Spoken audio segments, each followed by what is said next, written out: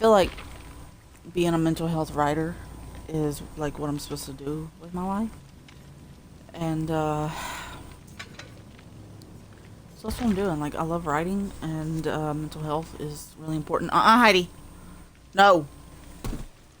No. So, what I do, like that's what I do now and I'm working on getting better at it so that can, I don't know, pretty much have a successful career or whatever. And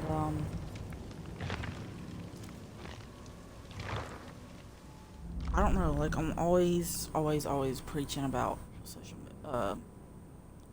mental health on social media is what I mean to say. And I don't know, a lot of people know me as just always talking about. I thought I selected it.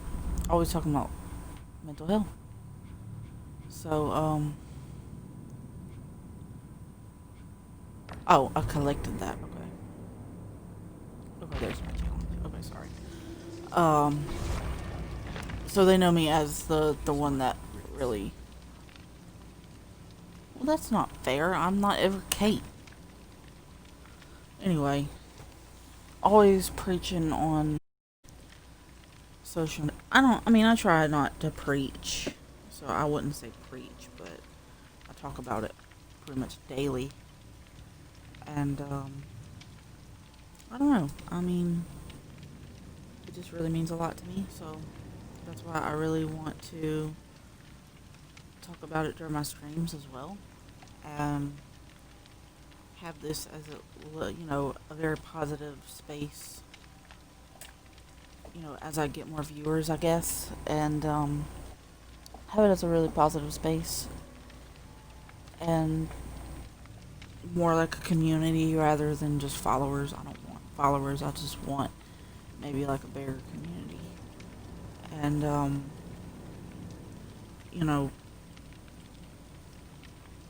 I have a lot of problems with like people, like just in a way of like on my own personal level. Like I have really bad social anxiety, which is why there is a lot of pauses in the stream, and I try really hard to not do that, but I do have really bad social anxiety, so I have those problems with people, and but part of being able to get my name out there as a writer um, involves engaging with people. So that's really why. I mean, the reason why I started streaming because I've always played video games. I played video games since I was a little kid. I mean, as early as I can remember. Um, I remember playing on the Sega Genesis. I played Sonic and Tails all the time. And then I don't know whose console that was because it wasn't mine. Because I have three sisters, and I don't know whose console that was. But my first console that belonged to me, not only me, but my other sister that I shared a room with. But it was like half mine. The other ones weren't mine because my older sister had a I think she had both a Nintendo and a Super Nintendo, and then Sega Genesis belonged to somebody. I don't remember. And then the first one I got was a Nintendo 64, and I would play Mario Kart and Super Mario 64 and what else? 1080, that snowboarding game. Oh, I loved that game so much. I grew up playing I played mostly Mario Kart though, and Pokemon Snap, and actually, um, Pokemon Snap I think was just announced for the Switch, so I will be getting that. That'll probably be the first game that I buy on any console day of release. I really want that game. Um, but I'm also gonna be getting a Nintendo 64 because what happened to mine was the house that I'm in right now. Um, I moved here in 2015, and my Nintendo 64 got stolen.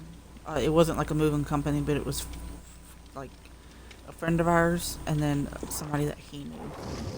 It was just so stupid, and I'm really upset about it, but can't do anything about it, so I'm just trying to move on, and I'm gonna get me another Nintendo 64, and I'm really excited about that, because I'm gonna get all the games that I used to play. I never had GoldenEye for the 64. I never had it. I think my cousin did. I think it was my cousin, and he let me play it. Like he would just bring it over, and we could play it on my Nintendo 64. That was back in the day when you could share. Now you can't even share a disc because you need the disc to put in there, and you didn't have to install it and all that good stuff. But anyway, so I've played it, but I didn't own it, and but honestly, like when I had the Nintendo 64, I was maybe 7 or 8, maybe 6. I think it was more like 7 or 8 though, and I was just so hooked on Mario Kart, Super Mario, and 1080. And I guess Pokemon Snap. I just sucked at Pokemon Snap, but yeah, I'm excited to get that. I'm hoping to get it like for my birthday / graduation, because I'm gonna be graduating college in November. My birthday is in October, so I think I'm just gonna treat myself and get a Nintendo 64, get all the games that I used to play, and I can hook it up to my TV, and I'm just really excited about that. But what was the point? The point of that was like I would come home and like I would do my homework if I had any, and like get on my Nintendo 64 and like Mario Kart. It was mostly Mario Kart. It just really helped me kind of just wind down, because I would get bullied pretty bad at school, and it helped me wind down a lot and make me forget about that stuff that happened, and just keep going. And that's what video games do for me, is they help me to forget about stuff for a while, and that's why I wanted to like start streaming, and so that I could get better with communicating, and also just play some video games and just forget about stuff for a while. So, sorry for that rant. It wasn't even a rant, it was just a long story, I guess. But, I don't know, video games just have always meant a lot to me. And they always will. And it really helps that, it can help me communicate a little bit better too, because, the social anxiety just kind of messes that up for me. And I never really got those skills that other people learned, as kids or whatever, just because I was just too scared to ever say anything. So, it is what it is. I mean, I've really gotten better over the 30 in October, and I'm still, kind of dealing with it, but it's still a lot better than it used to be. So I really give myself a lot of credit for it too. But like I said, I'm sorry for that long talk, or whatever you want to call it. I'm just really, I have always loved video games, like I said, so they have always really meant a lot to me. And a lot of people don't get it, like they don't get the video game thing, but for a lot of people, like people that, even just off the top of my head that I think of, it just makes them forget their worries and their stresses for a little bit.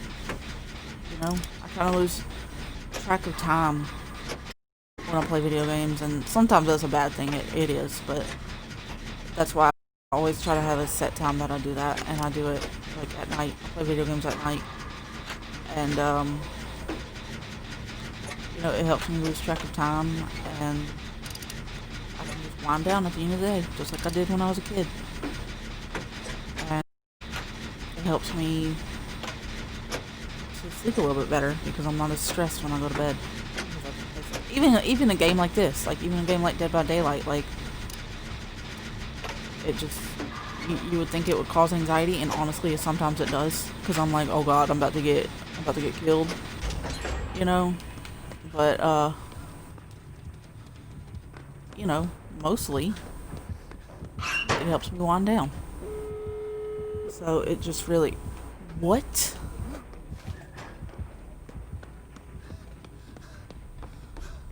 It, I don't know. It just helps.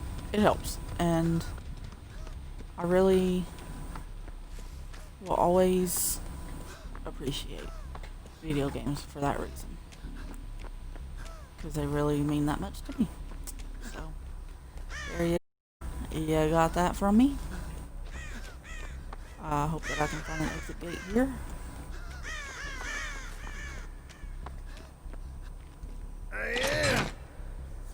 And I don't know. I mean, that's why I play video games. But like, y'all let me know. Like, why do y'all play video games? And if you don't, that's cool. Like, you don't. I mean, you don't have to. I'm not saying play video games, but like, if you do, what's your reason? You know? Like, let me know. Because I'd love to just find out other people's reasoning and all that stuff. And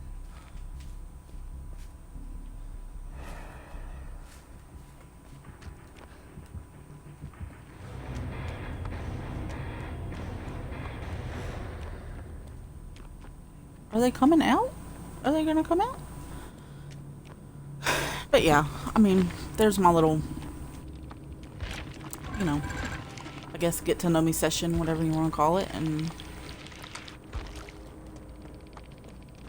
I don't know, you know, it really helps my mental health, and